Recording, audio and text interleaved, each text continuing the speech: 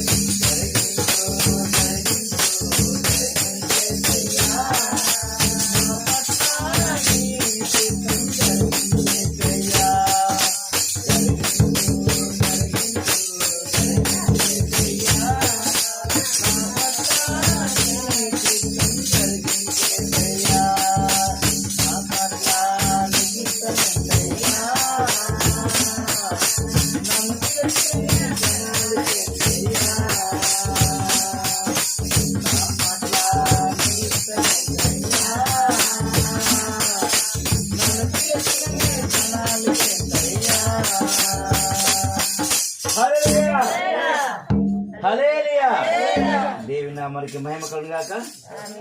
సరే మంచిది. మన మధ్యలో మేరీ గారు ఒక పాట పాడతారు. తర్వాత కొద్ది నిమిషాలు ప్రభుని ఆరాధించుకొని తర్వాత వాక్య సందేశం విన్న పిల్లరా. హల్లెలూయా హల్లెలూయా. దేవుని నామాన్ని మహిమ కలుగును. రెండు చేతులు పైకెత్తి గట్టిగా హల్లెలూయా హల్లెలూయా హల్లెలూయా. దేవుని నామాన్ని మహిమ కలుగును గాక. ఆమేన్.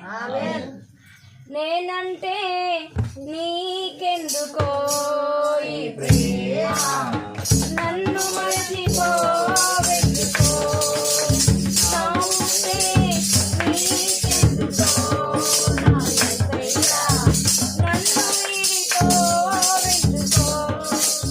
కష్టాలలో నష్టాలలో వ్యాధులలో బాధలలో కన్నీళ్ళలో కడగళ్ళలో వేదనలో శోధనలో నా ప్రాణమైన నీవు.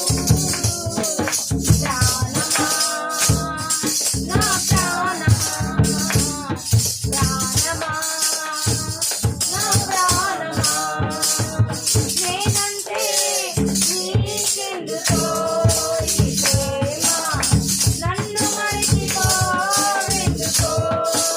నిన్ను మరచిపోయినా నన్ను మరచిపోలేదు, నిన్ను విడిచి వెళ్ళినా నన్ను విడిపోలేదు. ఆమేన్. నిన్ను మరచిపోయినా నన్ను మరచిపోలేదు, నిన్ను విడిచి వెళ్ళినా నన్ను విడిపోలేదు. ఎందుకింత ప్రేమ నాపై యేసయ్యా, ఎందుకింత ప్రేమ నాపై యేసయ్యా. ఏ ఫలమో ఈ బంధము, నా ప్రేమమూర్తి తాళలేను నీ ప్రేమను. ఆమేన్. ఏ ఫలమో ఈ బంధము, నా ప్రేమమూర్తి తాళలేను నీ ప్రేమను. కష్టాలలో నష్టాలలో వ్యాధులలో బాధలలో కన్నీళ్ళలో కడగళ్ళలో వేదనలో శోధనలో నా ప్రాణమైనావు నీవు. ప్రాణమా నా ప్రాణమా, ప్రాణమా నా ప్రాణమా, నేనంటే నీకెందుకో ఈ ప్రేమ, నన్ను మరచిపోవెందుకో. ప్రార్థించకపోయినా పలకరిస్తూ ఉంటావు, మాట వినకపోయినా కలవరిస్తూ ఉంటావు. ఆమేన్. ప్రార్థించకపోయినా పలకరిస్తూ ఉంటావు, మాట వినకపోయినా కలవరిస్తూ ఉంటావు. ఎందుకింత జాలి నాపై యేసయ్యా, ఎందుకింత జాలి నాపై యేసయ్యా, ఎందుకింత జాలి నాపై యేసయ్యా, ఎందుకింత జాలి నాపై యేసయ్యా. నేనంటే నీకెందుకో ఈ ప్రేమ, నన్ను మరచిపోవెందుకో. నిన్ను మరచిపోయినా నన్ను మరచిపోలేదు, నిన్ను విడిచి వెళ్ళినా నన్ను విడిపోలేదు. ప్రార్థించకపోయినా పలకరిస్తూ ఉంటావు, మాట వినకపోయినా కలవరిస్తూ ఉంటావు. ప్రార్థించకపోయినా పలకరిస్తూ ఉంటావు, మాట వినకపోయినా కలవరిస్తూ ఉంటావు. ఎందుకింత ప్రేమ నాపై యేసయ్యా, ఎందుకింత ప్రేమ నాపై యేసయ్యా. హల్లెలూయా హల్లెలూయా. హల్లెలూయా హల్లెలూయా. చూసారా దేవుని ప్రజలారా, ఆయన అంటే ఆయన మనం ప్రార్థించకపోయినా మనం పలకరిస్తాడు. ఆయన మాట వినకపోయినా ఆయన నా దగ్గరకు వస్తారేమో నా బిడ్డలు ఇకనైనా అని ఆయన కలవరిస్తూ ఉంటాడంట. అయితే దేవుని ప్రేమ ఎంత చూస్తారమ్మా, నువ్వు ప్రేమించినా ప్రేమించకపోయినా మనం వద్దని ఆయన వదిలేసిపోయినా కానీ యేసయ్య ఏం చేస్తాడంటే ఆయన రెక్కల చాటున కాచి కాపాడుతాడంట. ఎంత ప్రేమమయుడు. నువ్వు మాట వినకపోయినా, ఆయన సన్నిధికి రాకపోయినా కానీ ఆయన నిన్ను కాచి కాపాడుతాడంట. చూడు, నువ్వు ప్రార్థించకపోయినా కానీ ఆయన పలకరిస్తూ ఉంటాడంట. నువ్వు మాట వినకపోయినా ఆయన కలవరించే దేవుడు. మరి ఇంత గొప్ప దేవుడు ఎవరండి? మనం ప్రార్థించకపోయినా, ఆయన మాట మనం వినకపోయినా సరే, మన ఇష్టానుసారంగా జీవించినా కానీ దేవుడు ఆయన కలవరిస్తూ ఉంటాడంట. దివారాత్రం ఇకనైనా నా బిడ్డలు నా సన్నిధికి వస్తారేమో, ఇకనైనా నా మాటలు వింటారేమో. దివారాత్రములు మన కొరకే తల్లి, మనందరి కొరకు ఆయన కలవరిశిలో రక్తాన్ని చిందించి ఈరోజు మనం సజీవంగా ఉన్నామంటే పాపులమైన మన కొరకు కలవరిశిలో ఆయన ప్రాణాన్ని వెలగా పెట్టి మనల్ని కొన్నాడు. మనుషుల కోసం మనం ఆలోచించొద్దు తల్లి.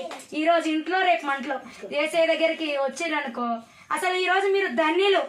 దేవుని సన్నిధికి వచ్చి ఈ మాటలని ఇలా ప్రార్థన స్తుతించి పాటలతో, ఈ మాటల ఆరాధనతో ఇలా మనం స్తుతిస్తున్నామంటే ఈ మాటలు వినడానికి వచ్చిన దేవుని ప్రజలారా మీరు ధన్యులు. ఇలాంటి ధన్యత మరి ఎవరికి దక్కదు. కోట్లు సంపాదించుకున్నా కానీ ఇలాంటి సంతోషం వాళ్ళలో ఉండదు. హల్లెలూయా, హల్లెలూయా. ధన్యులమండి. దేవుడు అంట మనలా ఈ రోజు అంట పరలోకంలో విందు చేసుకుంటాడంట, యేసయ్య పండగ చేసుకుంటాడంట మనల్ని బట్టి. దేవుని ప్రజలారా మరి ఎంత ధన్యులం మనం. మరి ఒక్కరోజు వస్తేనంట 1000 దినాల కంటే శ్రేష్టమైందండి. మనం ఒక్కరోజు ఆయన మందిరంలో గడిపితే ఈ తల్లి వచ్చింది, ఒక్కరోజు ఈ రోజు మందిరానికి వచ్చింది, 1000 రోజులు వచ్చిన సంబంధం అంట. మరి రాకపోతే 1000 దినాలు కోల్పోయినట్టే. ఒక్కరోజు నా మందిరంలో గడిపితే 1000 దినాల కంటే శ్రేష్టమైందంట. హల్లెలూయా. దేవుడికి అసాధ్యమైంది ఏం లేదు. మనుషుల గురించి ముందు మనం పక్కన పెట్టాలి. కులాలు భేదాలు యేసయ్యలో లేనే లేవు తల్లి. ఇవన్నీ మనుషులు